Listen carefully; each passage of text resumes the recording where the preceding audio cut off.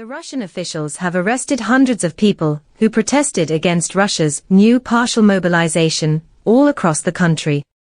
According to the sources, 724 people were arrested in 32 Russian cities on Saturday. Widespread protests erupted all across the country ever since President Vladimir Putin decided to draft 300,000 men to fight the Ukraine war. Any unofficial rally is banned in Russia, but hundreds of protesters came out against the President Putin. According to journalists in Moscow, one protester who was shouting, "We are not cannon fodder," was quickly arrested by the Russian police after the remark.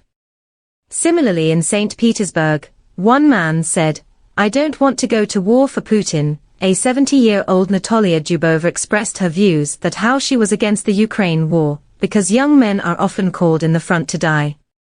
Most of the detained protesters were forcibly handed draft papers by the police and asked to report at recruiting centers. The Kremlin, however, does not deny this and reacted pig-headedly with a single sentence: "It isn't against the law." Moscow has also green-lighted new and harsher punishments for the deserters. Just this Saturday, Putin elucidated his intent by signing the fresh order of imposing 10 years of imprisonment for any soldier caught surrendering or deserting the military.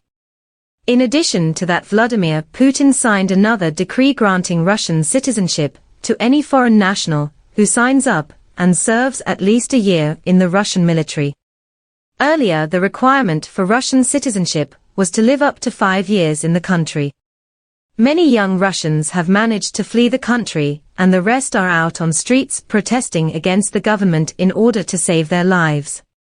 Georgia and Finland have seen queues of Russian cars stretching as long as 30 kilometers, who are trying to leave Russia. Russia, in response to that, calls it a fake news and propaganda cooked by the West. Matti Pitkänaiti, who is a spokesperson of Finland's border guard, said the number of Russians who are trying to cross the border have doubled in just a week. On Friday, the Finnish government stopped Russians to enter the country. On this, the President Sauli Niinisto said, "The aspiration and purpose is to significantly reduce the number of people coming to Finland from Russia."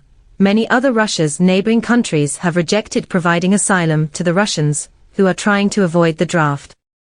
Latvia's Foreign Minister Edgars Rinkvis said, "Many Russians who now flee Russia because of mobilization were fine with killing Ukrainians. They did not protest then. It is not right to consider them as conscientious objectors." Kremlin announced that IT workers, bankers and journalists working in Russia will be exempt from mobilization called by Putin. But Russians have lost trust in the government and fear that they might be called in near future. Margarita Simonyang, the editor of RT, posted on Twitter a list of old and disabled citizens ordered to report for duty.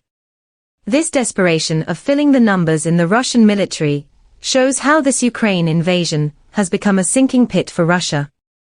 Vladimir Putin is now short of men. Is this the final nail into Russia's coffin?